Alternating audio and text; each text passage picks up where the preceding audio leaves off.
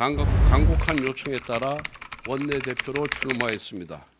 이를 두고 일부 의원들과 언론은 왜 친윤이 원내대표를 하느냐라며 비난하기도 했습니다. 저는 윤석열 정권 탄생에 적지 않은 역할을 했습니다. 이후 저에게는 친윤, 윤핵관이라는 수식어가 늘 붙어 다녔습니다. 그러나 저는 대통령에게 아부를 한 적도 없고 특혜를 받은 적도 없습니다.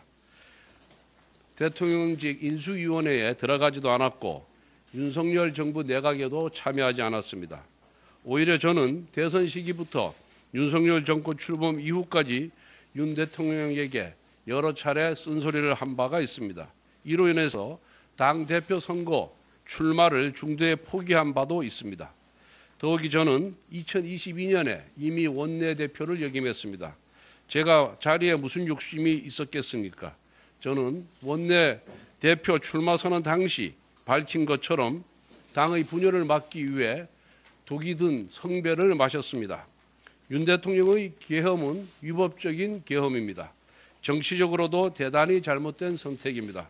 지금도 왜 계엄을 했는지 이해할 수가 없습니다.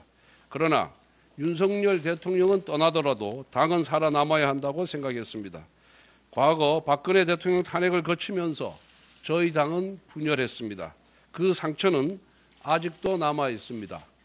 분열한 탓에 정권까지 넘겨주었습니다. 저는 과거의 오류를 반복해서는 안 된다고 생각했습니다. 일단 당은 단일 대우를 유지하면서 탄핵 소추안 통과를 최대한 늦춰보려고 했습니다. 그리고 당시는 이재명 대표의 공직선거법 위반 2심 재판이 남아 있었습니다. 선거에 막대한 영향을 미칠 판결이었습니다. 사법부의 공정한 판결을 기대하면서 탄핵 소추안 통과를 늦춰야만 했습니다.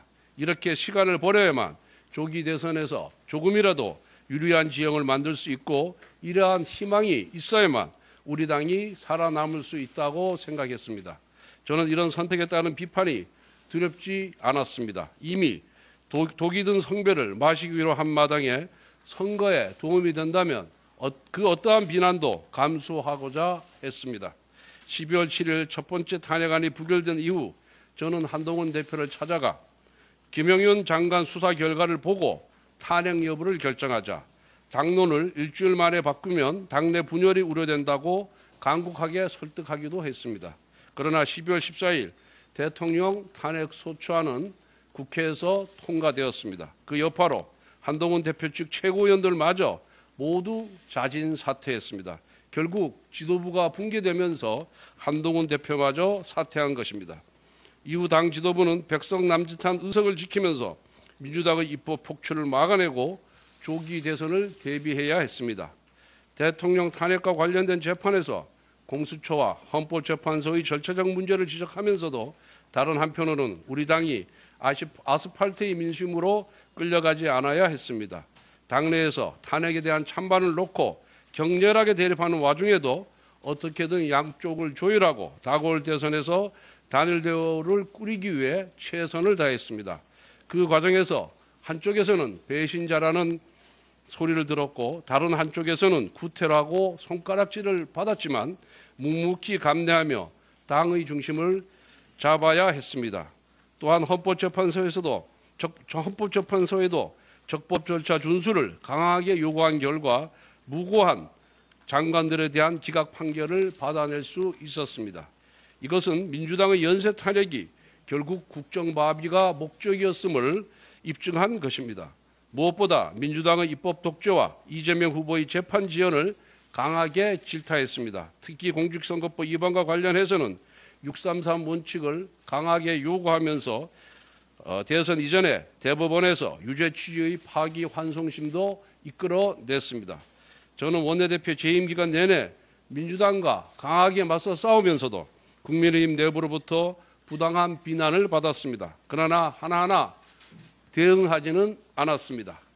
당내 갈등이 부각될수록 선거에 악영향을 주기 때문입니다. 또한 민주당의 위헌, 유법적인 악법을 막아야 했기 때문에 최대한 당 의원들을 다독이면서 참고 또 참아왔습니다. 민주당은 하자투성이인 후보를 내세우고도 일치단결하여 대권을 쟁취했습니다. 지난 총선에서 비명행사 당한 민주당의 정치인까지 자기 정당 후보를 위해서 뛰었습니다. 반면 우리는 훨씬 훌륭한 김문수 후보를 내세우고도 분열과 반목을 하다가 패배했습니다. 평소 정치적 이견이 있다 하더라도 선거라는 대회전 앞에서는 단일 대우를 만들어야 했습니다. 이것이 당을 함께하는 동지의 의무입니다. 우리는 윤석열 정부의 실패와 탄핵 그리고 지난 대선에서의 패배를 반면교사라 삼아 성찰과 혁신을 시작해야 합니다. 무엇보다 성찰과 혁신이라는 가치가 당권 투쟁으로 오염되지 않기를 바랍니다. 가업을 이어받을 때 자산과 부채는 함께 승계됩니다. 정당도 마찬가지입니다. 우리는 제1야당이라는 자산이 있으면서 동시에 윤석열 정부의 실패와 탄핵이라는 부채도 있습니다. 하지만 자산과 부채 중 어느 하나만 취사 선택할 수 없습니다.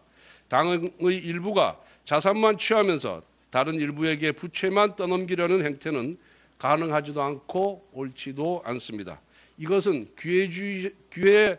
기회주의면서 동시에 분파주의입니다. 우리는 이와 같은 행태를 극복해야 합니다. 이제 누구 탓을 하며 분열하지 맙시다. 같은 당의 동지를 절멸의 대상으로 보지는 맙시다. 과거 우리는 친이 친박의 갈등으로 많은 상처를 입었습니다. 최근까지도 친한의 갈등으로 참 힘들었습니다. 이번 대선 때 김문수 후보의 요청으로 계파 불용을 당헌에 신규로 넣은 것은 지난날의 과오를 되풀이하지 말자는 각오였습니다. 이제 차기 지도부가 우리 당의 아픔을 잘 치유해 주기를 바랍니다. 국민의힘이 분열의 늪을 벗어나 소속 의원 개개인이 모두 당을 위하는 정예로 거듭나기를 바랍니다. 감사합니다.